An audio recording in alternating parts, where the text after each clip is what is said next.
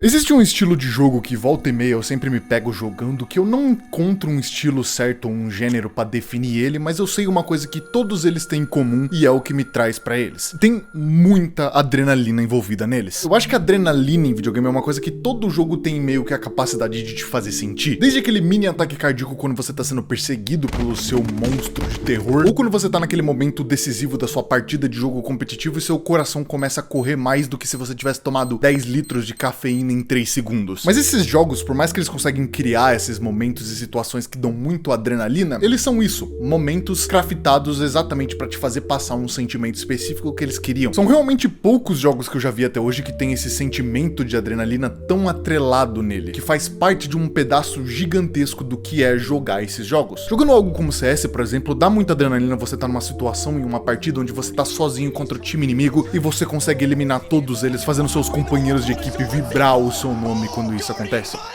Só que existem jogos que conseguem pegar todo esse pequeno momento de tensão e adrenalina que você tem por estar em momentos muito importantes e transformar isso no jogo inteiro. A adrenalina em videogame é uma parada muito interessante que volta e meia eu sempre me pego jogando alguns jogos que eu sinto que tem muita adrenalina presente neles, só que eu tenho noção também que é meio difícil de categorizar o que são jogos de adrenalina. Adrenalina não é um gênero de videogame, só que tem jogos onde você sentir isso, onde você ter isso presente e fazer parte do jogo é algo que faz ele se tornar único e é algo que faz ele ser especial da forma dele. E é sobre eles que a gente vai falar hoje, porque por muito tempo eu achei que isso era só uma brisa da minha cabeça e só uma brisa que eu achava que era uma coisa que eu compartilhava só com mim mesmo, mas na verdade depois de um tempo eu descobri que existe uma cultura inteira de pessoas que realmente gostam desse tipo de jogo. Por isso hoje eu queria dar uma pequena mergulhada em jogos de adrenalina, um dos tipos de jogos mais perigosos que tem por aí.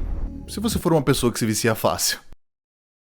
Em jogos de ação, pelo menos, existe uma grande diferença entre a experiência offline de se jogar um jogo de tiro e a experiência online dele. Isso por si só já diz muito sobre experiências de jogos de ação, mas tem mais coisas nessa fórmula que torna jogos mais empolgantes e principalmente esse tipo de jogo de ação online. Quando você para pra pensar no que faz um jogo de ação empolgante, eu acho que a resposta que todo mundo tem hoje em dia é velocidade. A maioria dos jogos de tiro hoje em dia que fazem muito sucesso tem essa meio que fórmula onde eles são muito rápidos. Nos últimos anos a gente viu muito desse tipo de jogo de ação que é muito rápido. Jogos como COD ou até Battle Royale estão apostando cada vez mais na velocidade e quanto isso engaja a pessoa que tá jogando ali e se divertindo com o jogo delas. E por mais que isso, pelo menos no quesito de Battle Royales, eu acho que é um bagulho bom, porque tira muito da seriedade de um Battle Royale, que não faz muito sentido ser sério, uma vez que é muito menos comum as pessoas competirem por ranks em Battle Royale do que em qualquer outro jogo como CS, por exemplo. Então eu acho que nesse estilo de jogo, por exemplo, a velocidade, quando começou a chegar nele, quando começou a fazer com que as coisas ficassem cada vez mais rápidas e menos sério, foi muito bom pro gênero de Battle Royale. Só que por mais que essa velocidade seja o ponto principal do que jogos de ação têm sido hoje em dia, o completo oposto disso cria o que eu chamo de jogos de adrenalina. E você vê muito isso em jogos de sobrevivência.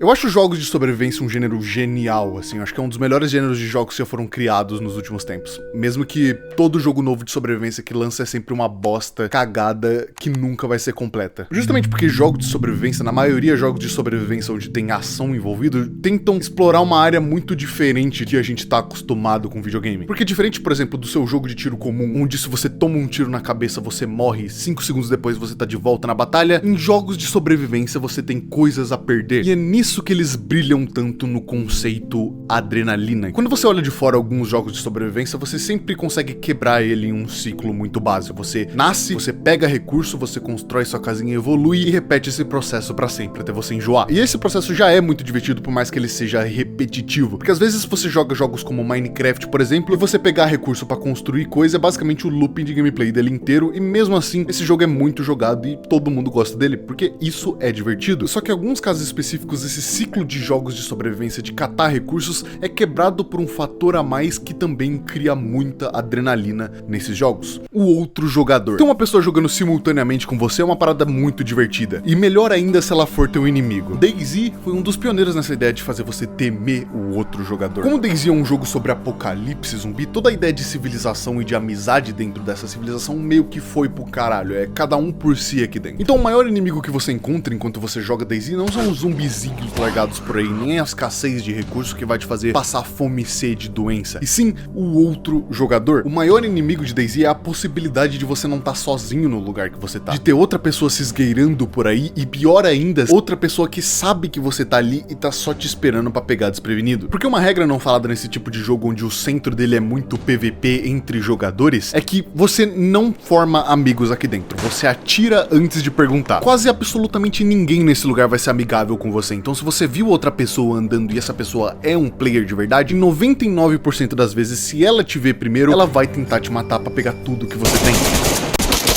E é claro que existem exceções, mas essas exceções são criações do governo pra te fazer ser enganadas. Não acredite nelas. Atire antes de perguntar. DayZ foi meio que o pai nesse estilo de jogos de sobrevivência onde o foco é PVP, porque ele conseguiu capturar muito bem a ideia de tensão desse jogo e adicionar como maior ameaça que você pode ter dentro desse jogo uma força imparável e imprevisível, o outro jogador. E é isso também que adiciona na parte da tensão do combate dele, porque toda vez que você entra em combate, você tá apostando tudo que você tá carregando com você. Às vezes isso representa, sei lá, 10 horas de jogo que você conseguiu utilizar pra conseguir pegar tudo que você tá carregando no momento. E se você morrer nesse processo, você volta do zero. Então não dá pra você ser descuidado nesse momento. Há quem diga que esse tipo de gênero de jogo é uma parada extremamente punitiva e até meio chata de se jogar, uma vez que você já deve ter ouvido por aí que o looping de gameplay do DayZ é basicamente você pegar item, morrer com o player, voltar do zero e pegar item e andar e andar e andar e andar pra caralho. E isso, por mais que seja uma tarefa muito chata pra muita gente, faz parte do que faz DayZ ser DayZ, faz parte do que faz essa tensão existir. Afinal, você só se importa com seus itens porque foram difíceis de conseguir. E isso é uma parada que não é pra todo mundo definitivamente, mas algumas pessoas gostam muito desse conceito. Ele foi o primeiro jogo que eu tive noção que você ter medo de enfrentar outros jogadores era uma coisa, e ainda mais que você não precisava só ter reflexos rápidos pra você conseguir vencer batalhas. Esse jogo, por mais que ele teve a sua bolha de problemas gigantescos que foi o desenvolvimento dele, hoje em dia ele tá bem melhor, ele abriu espaço pra uma vertente inteira de vários tipos de jogos diferentes. E não é nem jogos de zumbi que eu tô falando sobre jogos de sobrevivência onde o foco é o combate. E foi daí que Rust nasceu. Rust é um jogo que consegue encapsular muito bem toda essa ideia de adrenalina dentro de videogame, porque ele trabalha muito em cima desses temas. Você nasce como uma pessoa largada numa ilha, tem diversas outras pessoas largadas dentro dessa ilha, e esse número nunca pode acabar, porque na verdade são servidores, e enquanto você tá dentro dessa ilha, você tem que sobreviver dentro dela, catar recurso, pegar madeira, construir casa, e esse tipo de coisa que jogos de sobrevivência tem bastante hoje em dia. É um sistema que faz com que todo dia, a cada 7 dias em que o jogo tá rodando, e que as pessoas estão evoluindo, progredindo e pegando coisa, o servidor reinicia completamente, e depois desse 7º dia ou mais, se o servidor quiser demorar mais pra wipear, todo mundo volta pra ilha inicial que todo mundo começou, e assim o ciclo reinicia. Dentro desse jogo, o seu maior objetivo é realmente construir sua base e progredir pegando coisas que vão te fazer aprender armas, ferramentas e esse tipo de coisa pra você trocar PVP com outras pessoas. Só que a grande sacada do porquê você faz tudo isso é que essa ilha que você geralmente spawna em cada servidor é uma terra sem lei. Qualquer um pode roubar qualquer um. Então se você chega no seu primeiro dia de Rust e constrói uma casinha bonitinha que você se orgulha e fala, nossa, ela tá muito fofinha, vai vir um viciado que joga esse jogo há 10 mil horas e te mostrar que esse jogo não é um jogo pra quem não tem tempo e trabalha, basicamente. Então toda essa parada do medo que eu expliquei mais cedo sobre, meu Deus, vão me matar e roubar todas as minhas coisas, vira, além disso, uma vez que se você morrer, você também perde tudo que tá com você, um medo de alguém invadir a sua casa enquanto você não tá percebendo e roubar tudo que é teu. Esse jogo começou muito bonitinho numa ideia de ser um clone de DayZ, com algumas mais funcionalidades que o próprio DayZ, mas ele logo foi evoluindo pra uma parada só dele, e eu tenho certeza hoje em dia que não existe nenhum outro jogo que faz o que Rust faz. Sabe aquela parada bonitinha que eu falei sobre você apostar os seus recursos, que é tipo uma aposta que você faz quando você luta contra outro jogador? Aqui é tipo 100 vezes mais. Como esse jogo é um jogo de crafting, se você quiser invadir a casa dos outros pra conseguir pegar os recursos delas e assim avançar mais rápido, enquanto você elimina uma pessoa que ia ser seu inimigo em potencial, você precisa craftar ferramentas, itens e explosivos que você usa nessas raids pra você conseguir destruir as estruturas que as pessoas constroem. Porque cada uma das estruturas dentro desse jogo tem uma certa barra de vida que você consegue destruir explodindo, entre outras técnicas menos convencionais, por assim dizer. Só que aí que tá, outra parte importante do porquê que esse jogo é tão único em fazer você sentir adrenalina é que você conseguir todos os materiais pra você construir explosivos o suficiente não necessariamente significa que você vai conseguir invadir a casa dessa pessoa. Porque além de você precisar desses recursos, cada construção de player dentro desse jogo é única, uma vez que você constrói a sua própria base. E a partir do momento que esse jogo tem o fator de competição, onde um jogador pode destruir a casa dos outros, o jogo vira praticamente basicamente um jogo de estratégia pra ver quem consegue criar a arapuca mais mirabolante pra fazer você gastar todos os seus recursos e não conseguir chegar onde eles guardam os itens. Não só isso, como também a pura experiência de você invadir a casa de alguém já é algo que te dá muita adrenalina na vida real. Porque enquanto você estiver fazendo isso, dependendo do que você tá usando, você vai estar fazendo muito barulho. E qualquer outra pessoa que estiver online nesse mesmo servidor e escutar esse barulho, vai poder intervir e, confia em mim, eles querem intervir. É justamente pela possibilidade dessas pessoas conseguirem intervir no meio de uma invasão e conseguir pegar todos os itens da casa, mais os seus itens e os seus explosivos, que as pessoas vão atrás quando tá tendo alguma explosão ou tem algum grupo invadindo algum lugar. Assim como é o motivo do porquê você invade a casa das pessoas nesse jogo, pra pegar mais recursos. A adrenalina em jogos como Rust é uma parada que eu nunca senti em nenhum outro lugar enquanto eu joguei videogame. É aquela parada de enquanto você tá jogando, você tá o tempo inteiro com medo, de certa forma tenso e prestando atenção, porque a qualquer momento pode rolar alguma briga ou estourar algum tiroteio. E quando você sai do jogo e para pra descansar, você ainda não tá seguro, porque você não tá no jogo não significa que você não pode ser invadido. Uma das experiências mais comuns dentro desse jogo é você entrar em um servidor novo pra jogar, fazer uns testes ali, construir uma casa e deslogar no dia. Justamente pra quando você logar no outro dia, apareceu algum malandro que simplesmente desintegrou a casa inteira e não sobrou literalmente nada dela pra contar a história. Mesmo quando você constrói o bagulho que mais parece que grita que você é pobre e não tem nada. Mas às vezes nem sequer é pelo conteúdo que tem dentro. Rust é o jogo onde essa adrenalina de você jogar dele não é necessariamente de você participar do PVP ou participar das atividades que todo mundo faz pra se matar dentro desse jogo. Só de você simplesmente tá no ecossistema desse jogo, você tá dentro dessa adrenalina constante, porque você sempre vai ter alguma coisa pra perder, a não ser que você não tenha nem construído a sua base dentro do jogo. Aí foda-se também, né? Como você tem geralmente 7 dias pra fazer as coisas dentro desse jogo, Às vezes mais. durante esse tempo você tem que ter uma certa dedicação em como você vai usar o seu tempo pra conseguir pegar o máximo de recursos e ser o máximo eficiente possível, porque é uma corrida armada praticamente. Enquanto você estiver perdendo tempo fazendo outra coisa, pode ter um tryhard com 10 mil horas de jogo que já tá muito mais avançado que você, porque ele sabe o que fazer, ou ele deu sorte no começo do jogo. E quanto mais devagar você evolui e se protege, assim como se arma, mais alvo você vira. O que, além de criar uma das comunidades mais tryhards que eu já vi dentro de videogame e mais tóxicas também faz com que tudo sobre esse jogo seja extremamente viciante. No nível onde as pessoas conseguem ficar tão viciadas nesse tipo de jogo que não importa muito a razão do porquê você tá fazendo isso. Mesmo que não te beneficie direito, vai aparecer um maluco que vai explodir sua casinha de pedra simplesmente porque ele quer explodir ela. Isso em servidores modificados que você pega mais recursos, porque servidor vanilla é muito mais difícil, blá blá blá. Os caras podem chegar num ponto que nem vira mais sobre você destruir casa das pessoas pra pegar recurso, e sim vira muito mais sobre invadir pra matar o player do que invadir pra pegar recurso e tudo mais. Mas isso é muito endgame. E eu acho que nessa linha de adrenalina pelo combate que o Rust acaba criando, dá pra você criar vários exemplos de jogos que não necessariamente são sobre sobrevivência, mas também dão muita adrenalina. Porque por mais que essa noção de você ter coisas pra perder acaba criando muito mais adrenalina e transformando batalhas em uma parada muito mais intensa, às vezes isso não precisa ser item, pode ser elo ou rank. E é por isso que eu chamei o meu amigo Cereal pra dar continuidade e falar um pouco sobre esses jogos competitivos, porque não necessariamente sobrevivência precisa ser um fator pra que esse tipo de jogo aconteça. E porque eu também não gosto muito de jogo de competitivo, assim, vai tomar no cu League of Legends.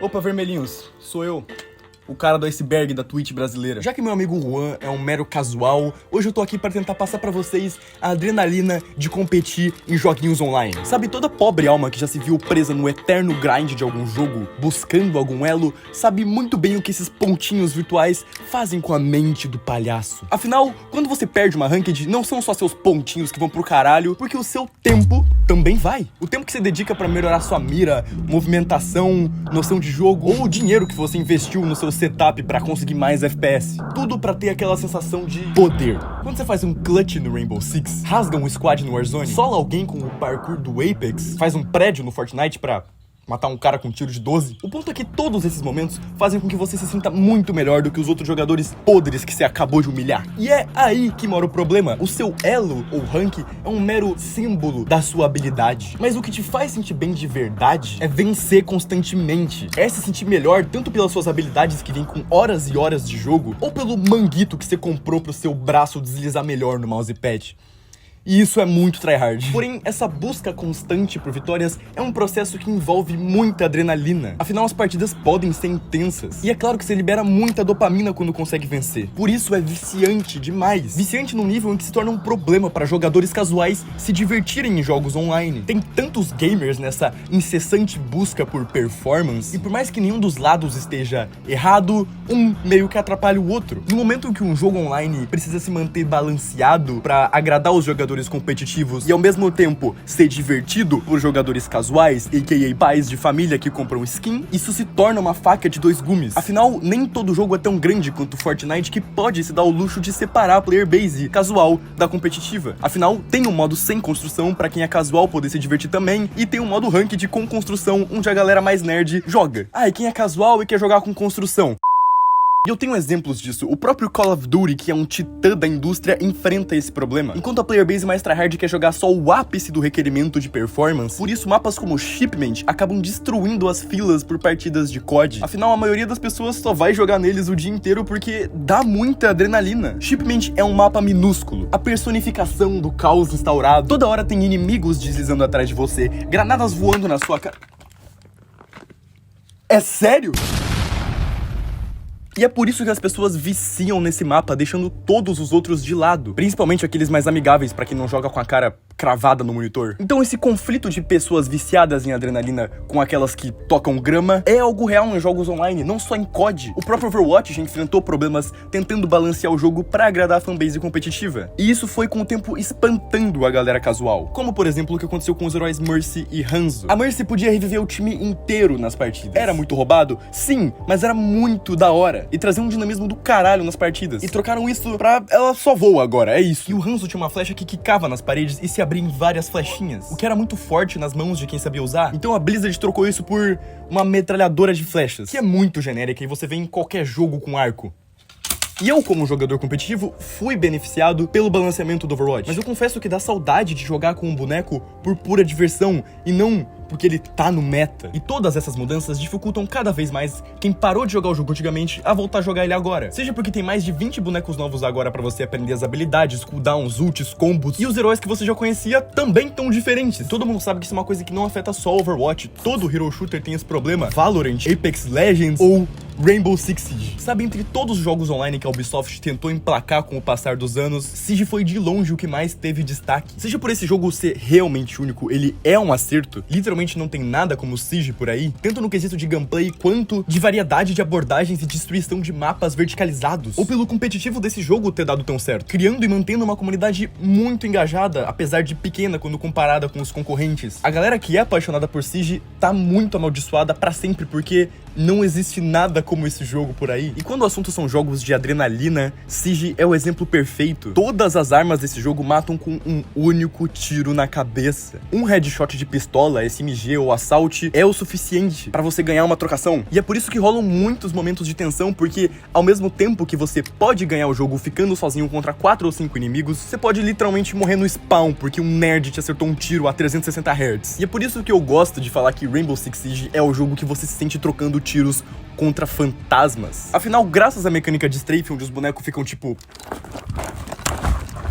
E é o que eu citei de um tiro, uma morte. As trocações de bala que são tão rápidas que você na grande maioria das vezes não vai nem sequer ver o inimigo. O prefire, ou seja, atirar onde você acha que o inimigo vai aparecer antes de ele aparecer de fato, é algo essencial em Siege. E todo esse dinamismo da gameplay, somado com a verticalidade dos mapas desse jogo, que você pode literalmente destruir o que você quiser deles, combina numa gameplay recheada de adrenalina. Mas também tem outro sentimento muito forte gerado por Rainbow Six Siege, que é a paranoia. Pelo fato de que toda arma mata com um tiro, é comum você dar prefires varando janelas ou paredes e acertar um inimigo e conseguir uma kill com isso, sem nem sequer ter visto o cara. O problema é o fator Ubisoft. Siege é e sempre foi, desde o seu lançamento, um jogo lotado de hackers. E por isso que quando você tá trocando tiro com um inimigo e ele te mata te varando pela parede, você fica paranoico, porque não dá pra saber se o cara é bom ou se ele tá de hack.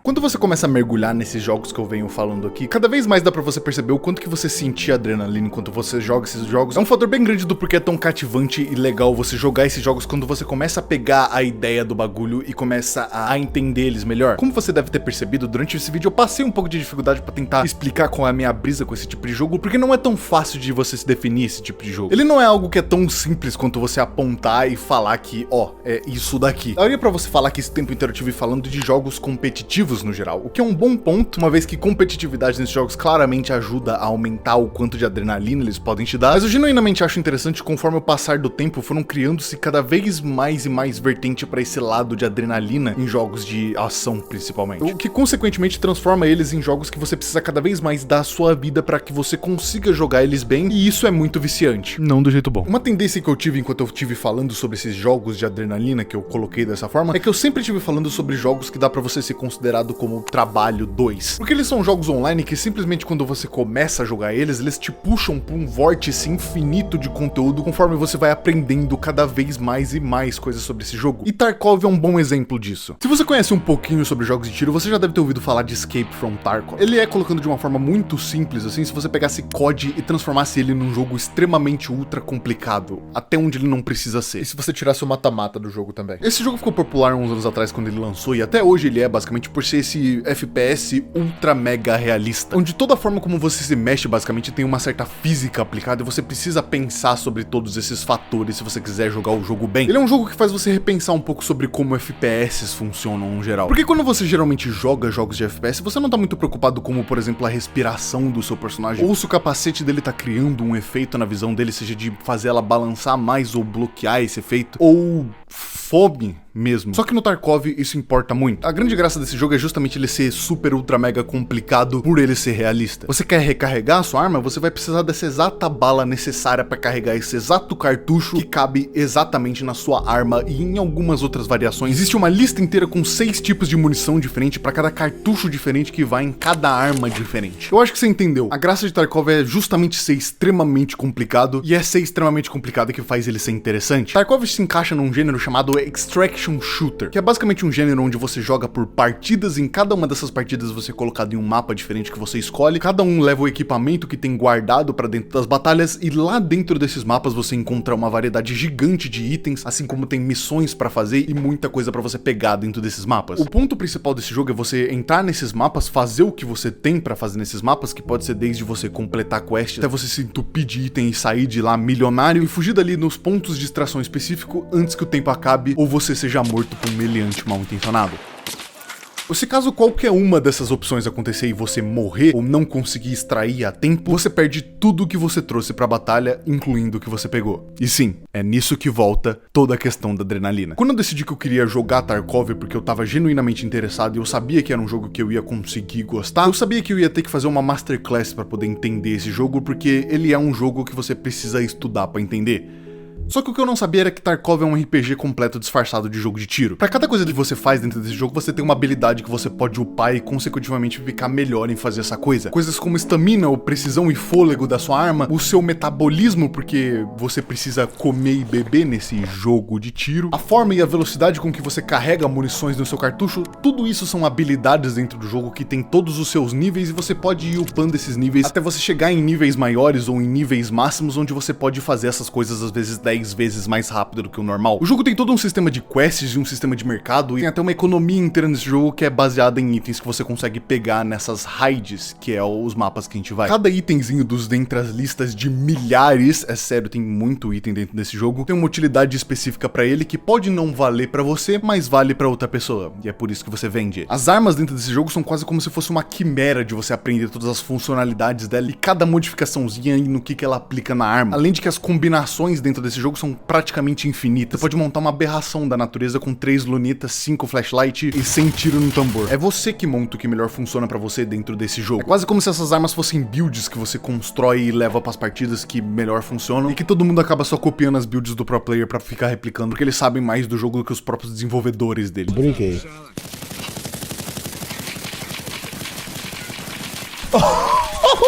E aonde eu quero chegar com tudo isso é que Tarkov é o jogo mais competitivo de toda essa lista aqui que eu já vi, justamente pelo quão investido você precisa estar no jogo pra conseguir jogar ele. Quando eu comecei a entrar nas mecânicas de Tarkov e começar a aprender sobre o jogo, comecei a sentir aquela mesma adrenalina que eu senti entre os outros jogos de adrenalina que eu falei aqui, só que de uma forma diferente, porque a adrenalina pra mim desse jogo veio muito mais forte quando eu comecei a ficar confiante nas minhas habilidades de conseguir lutar contra outros jogadores e brigar com eles pra tentar vencer na porrada e pegar tudo que eles têm. quando, depois de morrer muito e perder muito item, eu finalmente consegui ter as minhas primeiras lutas de uma forma decente nesse jogo, sem tomar um tiro na cabeça e morrer, é quando eu senti a adrenalina real de Tarkov, porque antes disso, esse jogo é um jogo de terror. Tarkov não é um jogo que você vai ter ação dentro dele o tempo inteiro que você estiver jogando. Existem mapas que as pessoas vão pra ter esse tipo de ação o tempo inteiro, mapas como a Factory, por exemplo, que é uma fábrica bem pequena, onde spawnam uma dezena de players e eles se matam em questões de minutos, são mapas que são feitos pra você ter esse combate o tempo inteiro. Mas a grande maioria das vezes, na grande maioria dos mapas de Tarkov, você vai spawnar em um lugar gigantesco com dezenas de spawns diferentes de pessoas, e por mais que você tenha certeza que quase sempre que você jogar esse jogo você vai esbarrar com alguém e vai gerar algum combate, a maior parte do tempo você não tá nesse combate, você tá mais numa situação de tensão e prestando atenção em todos os barulhos pra ver se você consegue captar alguém antes que ela capite você. Os únicos lugares dentro desses mapas que você pode ter certeza que vai ter gente, que você vai ter conflito se você for, são nos pontos de interesse que todo mundo sempre vai. Geralmente esses lugares são lugares que tem bastante itens bons, que é por isso que todo mundo vai neles, só que na grande maioria do tempo o que você vai estar fazendo quando você começa a jogar Tarkov é se esgueirando pelos contos do mapa e evitando o máximo de conflito possível pra você fazer o que você tem pra fazer dentro do jogo e fugir do mapa pra segurança de novo. Só que aí que tá, nesses momentos onde você vai direto pro confronto, ou onde você tem que fazer o confronto porque certas missões desse jogo são sobre você matar jogadores, é quando você vai ser colocado à prova todas as suas habilidades dentro desse jogo que você colecionou com o tempo. Porque a graça de Tarkov é que não porque você tá com os melhores equipamentos, os equipamentos mais evoluídos e as melhores armas do jogo, significa que você é imortal a um player level baixo dentro desse jogo. É claro que isso ajuda muito, porque afinal, se você tem um colete, você consegue tomar mais tiros do que alguém que não tem um colete, mas nesse jogo todo mundo é muito frágil. Você com uma arma muito mais básica e muito mais de early game, consegue derrubar um cara no último nível do jogo, no mais avançado possível, se você souber o que você tá fazendo. A habilidade não vem necessariamente sobre reflexo, sobre quão bem você consegue mirar sua arma. Vem sobre inteligência também, e como você consegue usar toda a situação que você é colocado no seu favor pra vencer essa batalha. Esse balanço que esse jogo tem, onde você pode estar muito equipado, mas se você não souber usar esse equipamento ao seu favor, você ainda vai morrer por um tiro na cabeça, é algo que faz esse jogo ser muito frustrante se é você que morre desse jeito, e geralmente é você quando você não sabe jogar o jogo, mas é algo que também muito recompensador quando você tá do outro lado e você consegue vencer um time de pessoas, ou até uma pessoa muito mais equipada com você, justamente porque você sabe mais do que você tá fazendo. E isso é muito viciante. Isso quando não é um hacker que te mata, né? Todo esse medo que você tem de perder coisas no Tarkov tem um nome que a própria comunidade deu pra isso, que é o Gear Fear, o medo de você perder todo o seu equipamento de uma forma muito estúpida e não conseguir aproveitar eles. E uma parada muito importante que você aprende é realmente se desapegar e não se importar tanto com as coisas que você pega, não importa o quão raras e boas elas são, porque uma hora você vai perder tudo. Uma vez por ano, pelo menos, o jogo wipa e você sempre perde tudo que você tem. Então não adianta você ficar acumulando, é melhor você usar e aprender a pegar mais. Porque se você não fizer isso, você deixar esse equipamento parado e não usar, é a mesma coisa que você perder em combate. Você nunca vai tirar nenhum proveito disso. Tem uma parada muito louca com esse tipo de jogo que eu venho falando aqui durante esse vídeo, que é quando eu comecei a entrar neles e quando eu comecei a aprender e entender mais deles, mais eu queria aprender e entender deles pra tentar justamente melhorar minha performance neles, ser melhor jogando ele, consecutivamente conseguir mais aproveitar o tempo que eu tô dentro deles. Tarkov, nem nenhum outro jogo que eu citei até aqui nesse vídeo, é um jogo fácil de você se começar a jogar eles. Eles são jogos de gente tryhard, gente que realmente dedica a vida a jogar esses jogos como o passatempo inteiro que eles têm. E uma coisa que eu achei realmente interessante, conforme eu fui tentando entender mais sobre esses jogos que causavam coisas semelhantes em mim, é como toda essa parte da adrenalina deles sempre é muito amarrado com quão viciadas as pessoas são nesse jogo. Eu acho que isso tem muito a ver com o próprio investimento de tempo que você faz na parada. E como esses jogos são coisas que só pra você conseguir jogar ele direito, você já precisa ter um investimento de tempo absurdo em entender como eles funcionam. E isso, querendo ou não, por mais que é o que faz as pessoas não quererem entrar nesse jogo com tanta frequência, ou serem jogos que não são nem um pouco noob-friendly, é o que faz todo mundo que conseguiu passar por essa primeira fase da adaptação simplesmente amar e não largar esse jogo de jeito nenhum. E eu consigo ver esse investimento nesse tipo de jogo online transferido pra todo tipo de jogo online, pra falar a verdade. Esse investimento de tempo em aprender o jogo é muito do que faz pessoas que jogam, por exemplo, League of Legends jogarem League of Legends, porque esse jogo, por exemplo, muda constantemente e você tá sempre tendo que aprender e se adaptar às novas mudanças que tá tendo dentro do jogo. E isso é um ciclo que é muito interessante e muito perigoso, pra falar a verdade. Pelo menos pra mim, o que fazia sentir esses jogos era que eles tinham um sentimento de progressão e uma jornada, de certa forma, infinita, porque eles são jogos online, eles nunca vão ter fim. Ao mesmo tempo que você pertence a quase que uma sociedade inteira de pessoas que também fazem a mesma coisa que você faz, que partilham da mesma brisa de se dedicar tanto a um jogo que elas gostam muito. Quando eu comecei a fazer esse vídeo, a minha ideia era muito mais falar sobre jogos que só causam adrenalina e jogos que eu tinha em mente, e são esses que eu falei. Mas com o passar certo tempo eu comecei a perceber que, na verdade, todo jogo online, de certa forma, consegue usar dessa adrenalina pra te instigar, seja jogar mais dele e se dedicar cada vez mais. E por mais que isso seja meio ruim, porque